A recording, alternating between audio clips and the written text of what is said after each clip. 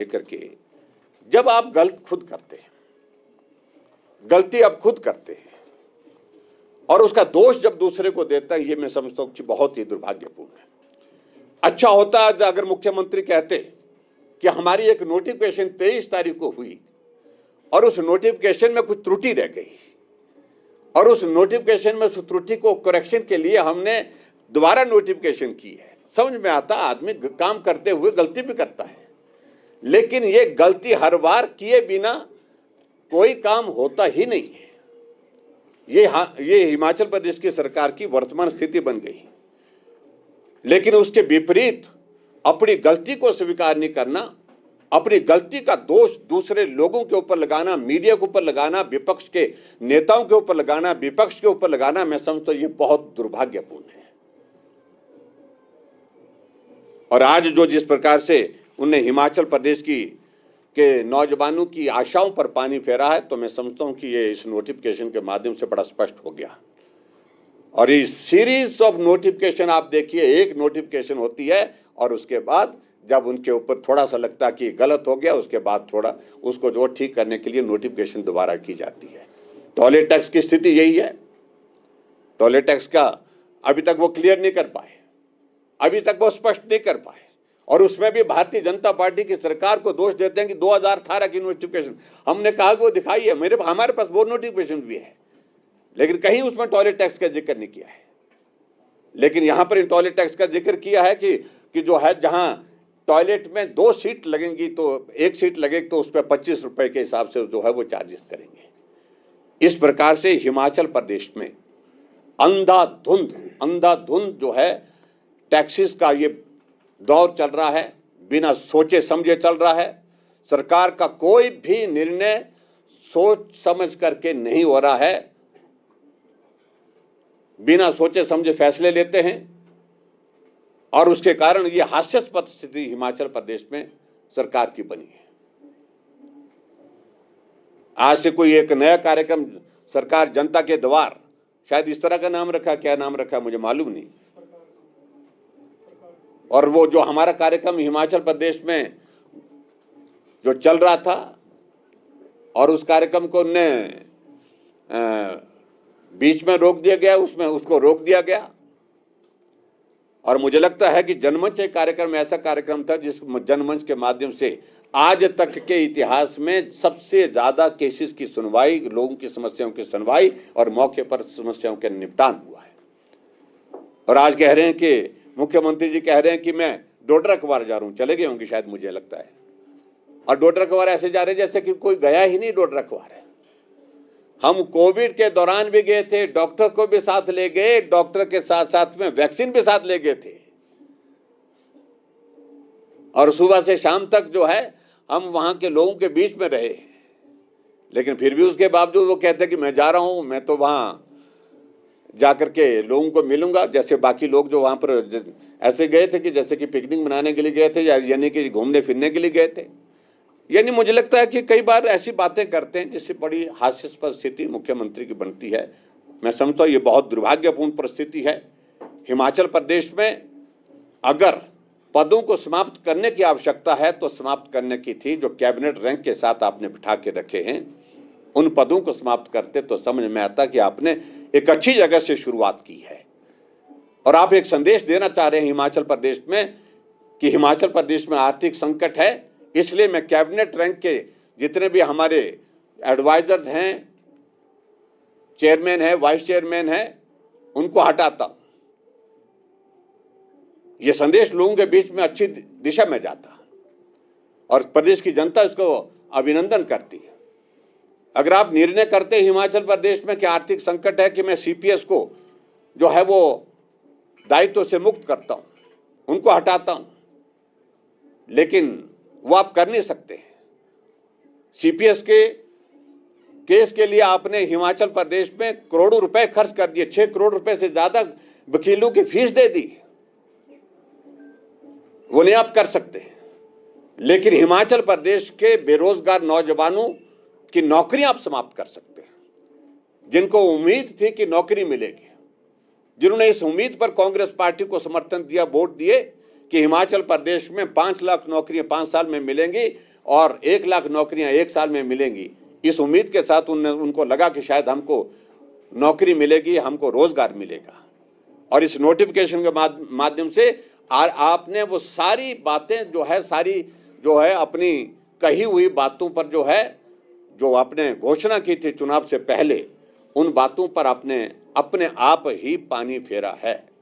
और इसलिए मैं यही कहूँगा कि हिमाचल प्रदेश में कांग्रेस पार्टी की सरकार का जो ये निर्णय करने की जो एक प्रक्रिया चल रही है, ये हिमाचल प्रदेश में एक व्यवस्थाओं का पतन अपनी आंखों के सामने हम देख रहे हैं। मैं समझता हूँ ये बहुत ही दुर्भाग्यपूर्ण परिस्थिति है। और मैं इस बात को लेकर के भी जरूर कहना चाहूँगा, अगर नेतृत्व में ऐसी स्थिति आ गई है कि वो कोई सही निर्णय नहीं कर पाते हैं, निर्णय करने की स्थिति में नहीं हो पा रहे हैं, तो कम से कम जो अधिकारी रखे हैं, जो एडवाइजर रखे हैं, जिन एडवाइजर के लिए उस वक्त के मुख्यमंत्री, उस वक्त के जो है वो सुक्खू जी जो विधानसभा के अंदर बोले थे, विपक्ष में हुआ करते थे, तो मुख्यमंत्री के नाते मुझे वो सलाह दे रहे थे कि आपने ऐसे ऐसे अधिकारी को बड़े पद पर बिठा दिया, आज वही पद पर, उससे भी महत्वपूर्ण पद पर जो है वो अधिकारी बैठे हैं, उसकी वजह आज तक नहीं वो बता पाए। तो इसलिए मैं तमाम सारी बातों को कि कांग्रेस ने वादा किया था कि हिमाचल प्रदेश में हमारी सरकार बनेगी तो 5 साल में 5 लाख नौकरियां दे दी जाएंगी और कैबिनेट की पहली बैठक में 1 लाख नौकरियां निकाल दी जाएंगी, ये गारंटी थी। और इसके अलावा हिमाचल प्रदेश में उस वक्त जो है कांग्रेस के जो प्रभारी थे, उन्होंने कहा था कि, और कांग्रेस के हिमाचल के नेताओं ने भी कहा था कि 65,000 खाली पद पड़े हैं वो भी भरे जाएंगे और इसके अलावा 35,000 पोस्टें और क्रिएट की जाएंगी और 1 लाख नौकरियां 1 साल में दे दी जाएंगी। सरकार को हिमाचल प्रदेश में सत्ता आने के बाद 2 साल का कार्यकाल पूर्ण होने जा रहा है और अभी तक अगर हिमाचल प्रदेश में अगर हम देखें कि जो नौकरियों की अगर बात कहें, अलग अलग आंकड़े इनके आते रहते हैं। कभी एक मंत्री कहते हैं कि 22,000 नौकरियां दे दी हैं, कभी बोलते हैं 28,000 नौकरियां दे दी है। लेकिन मैं ये पूछना चाहता हूं कि सही आंकड़ा क्या है। अभी तक हिमाचल प्रदेश में सरकार के द्वारा जो नौकरियां दी गई वो आंकड़ा जो है वो बहुत कम है, ना के बराबर है। कोई नौकरी हिमाचल प्रदेश के बेरोजगारों को नहीं मिली है।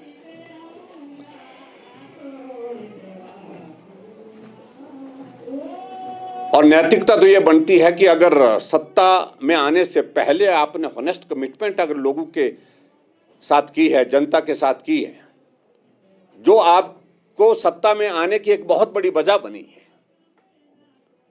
उन वादों पर आपको पूरा करने के लिए काम करना चाहिए। और हिमाचल प्रदेश में कांग्रेस पार्टी ने गारंटियां तो दी, लेकिन उन वादों को, जो गारंटियां दी थी, उन गारंटियों के बिल्कुल विपरीत काम चला हुआ है। और आज मैं विशेष तौर से आप सबके बीच में जो जिक्र करने के लिए आया हूं, ये एक नोटिफिकेशन जो है वो आप सबके बीच में 23 अक्टूबर 2024 को हिमाचल प्रदेश की सरकार द्वारा जारी की गई है। और उस नोटिफिकेशन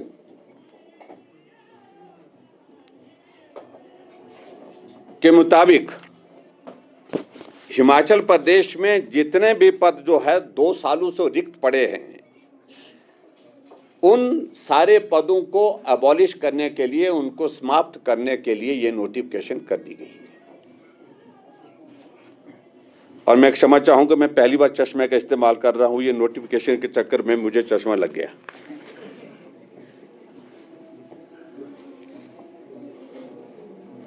अब इस नोटिफिकेशन में अगर आप देखें जो 23 तारीख की नोटिफिकेशन है। और विचित्र मुझे ये लगता है, सबसे बड़ी बात, हैरानी की बात मुझे ये लगती है कि मुख्यमंत्री और उप मुख्यमंत्री दोनों सारी चीजों को लेकर के मीडिया के ऊपर इस प्रकार से कहते हैं कि आप पूरी बात को पढ़ते नहीं हैं, पढ़ते हैं तो समझते नहीं हैं।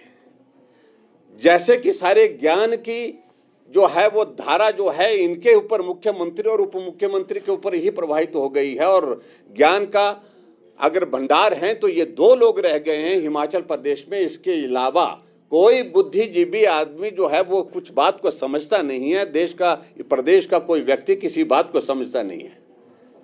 और हम विपक्ष के लोग तो बिल्कुल ही नहीं समझते हैं, इस प्रकार से परिभाषित करने की कोशिश करते हैं।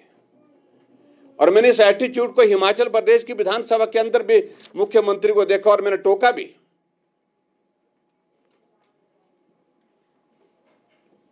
और सारी बात इसलिए हमने उस वक्त विधानसभा के अंदर कही थी कि ये ज्ञान का भंडार आप ही नहीं है।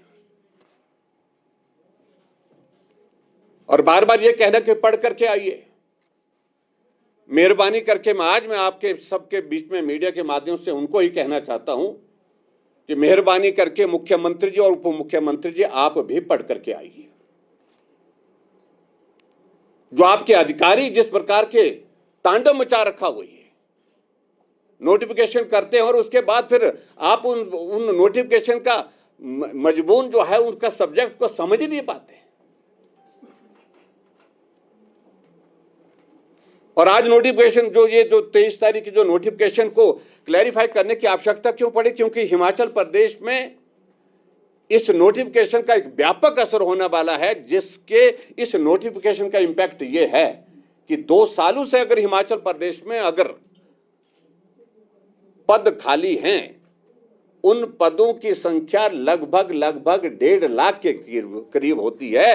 1.5 लाख पोस्टें हिमाचल प्रदेश में समाप्त कर दी गई है।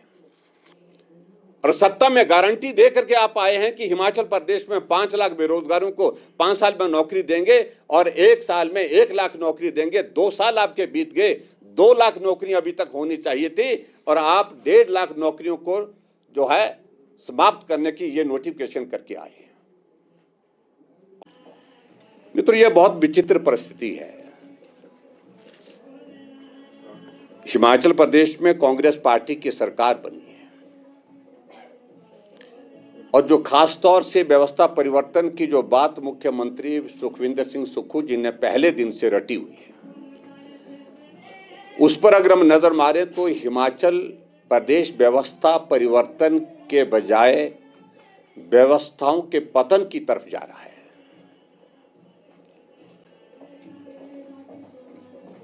मुझे नहीं लगता कि आज तक के इतिहास में इस प्रकार की परिस्थितियां रही होंगी। और नोटिफिकेशन जो होती है वो नोटिफिकेशन बैकडेट से की जाती है। आज तारीख 26 हो गई, लेकिन एक नोटिफिकेशन जो 23 तारीख को जारी की थी, जो आज बड़ा चर्चा का विषय है, जिस पर मैं थोड़ा तफसील से जाऊंगा, उसी नोटिफिकेशन के संदर्भ में आज फिर उसी तारीख से 23 तारीख की नोटिफिकेशन के यानी कि बैकडेट से नोटिफिकेशन करके आप सबके बीच में अपनी बात कहने की कोशिश की। सरकार चलती है, कुछ फैसलों को लेकर के विचार करने की संभावनाएं बनती हैं, लेकिन हिमाचल प्रदेश में जो वर्तमान सरकार की स्थिति ये बन गई है कि पल पल पलटू की सरकार बन गई है। आज नोटिफिकेशन करते हैं, कल जब लोगों को जानकारी मिलती है ये नोटिफिकेशन हुई तो फीडबैक आता है, तो उसके बाद इनको लगता है कि ये तो गलत हो गया। गलत होने के बाद उसको ठीक करने की कोशिश की जाती है।